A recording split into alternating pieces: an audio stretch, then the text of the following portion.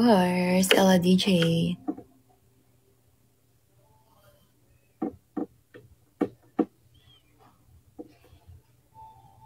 Yes, I'm super happy dahil ito lang ulit yung time na magkasama kami na naglaro and champion pa kami.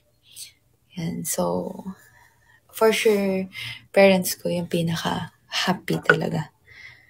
As in.